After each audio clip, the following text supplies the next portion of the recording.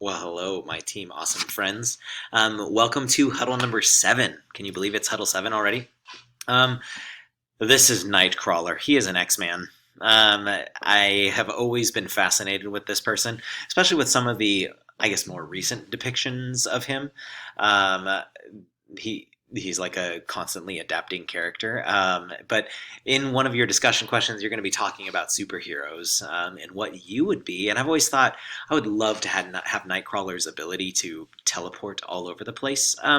Maybe like the murderous stabby tail and all of that stuff I wouldn't need, but just this idea of being able to like disappear and pop up somewhere else. I think I'm kind of like a slow person. Like I'm pretty slow in reaction times, and so maybe just the idea of being able to be like poof and be somewhere else immediately has always fascinated me. And I'm also chronically late, so um, yeah, Nightcrawler seems pretty cool.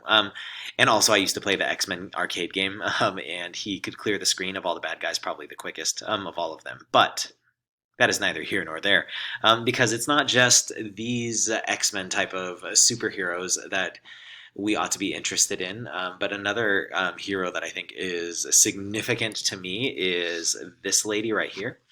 Um, in one of your questions, you're going to be talking about significant historical figures, and I would say that Mother Teresa, or Teresa of Calcutta, was one of those significant historical figures in my life. I spent a couple of months volunteering in Ethiopia at one of her houses for the destitute and the dying. And that was a really impactful experience to me. And I've always loved this idea of this lady just kind of going into some of the poorest areas with only the mission of showing compassion and love to people who don't receive it. Um, and so I think that depending on the superhero that you're most drawn to and the historical figure that you're most drawn to, I think these can both be really revelatory about things about ourselves, right? They can be really revealing about like things that we value or things that we feel like we lack or things that we want. And I think it's important to note that every hero still has their like none of them is invincible, right? Nightcrawler is not invincible. Superman has kryptonite. Batman's just a dude with a lot of flashy toys. um, uh, Mother Teresa was still a human being who had flaws and issues that she dealt with. And so just because someone is significant to you doesn't mean that they're free from error. And even if you become someone's hero, you become someone's superhero someday, it doesn't mean that you will be free from error. And one of my, like, if I was a superhero, my kryptonite, at least as a real human being, is conflict, which is another one of those issues that you guys will be talking about. I can, like, some people are really afraid of speaking on a stage, and I can do that with ease and comfort.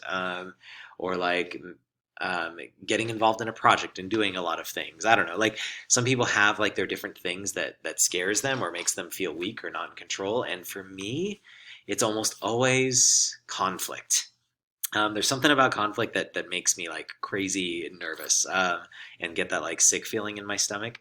And what I've had to learn is in dealing with this weakness, realizing that this weakness for a lot of us, if you are also aversive to conflict, that conflict is actually something that has the ability to make us grow. And so, at least for me in my journey of dealing with my own conflict, Proverbs 27:17 has been really helpful to me. This idea that as iron sharpens iron, so one person sharpens another. That if you want to make an axe sharper, it's got to spend some time in contact against the grindstone. That if you're going to make your kitchen knife sharper, it actually needs the friction and the pressure against the sharpener. That sometimes it is the collision, it is the conflict that allows a person to get sharper. Um, and so it is that sometimes it is in our weakness that we grow stronger. And so I as you guys discussed today, you'll be talking about superheroes, you'll be talking about historical figures, you'll be talking about how you deal with conflict. And the last one thing that, at least for me, especially when I consider my weakness, that stands out to me from scripture, is remembering that when I drop the ball, that when I am weak, when I do fail, when I do fall short, when I am not Nightcrawler the superhero, or when I fall short of Mother Teresa, I I can remember this biblical truth. This is a Bible verse that stands out to me. And you guys will be sharing some verses that stand out to you as well. And it's Colossians 1:13.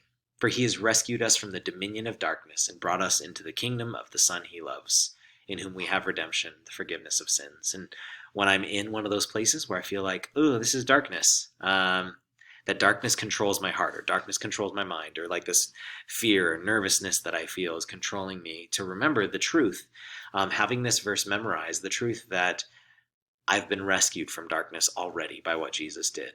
And he's brought me into a new kingdom, and I have a new king, which is Jesus, and that king is no longer darkness. So I hope you guys have some good discussions today as you. It might seem like talking about superheroes and stuff might just be like, oh, a fun conversation, but really it's an opportunity for you to even learn more depth from each other and share more of your hearts with each other. So have a great conversation today, guys.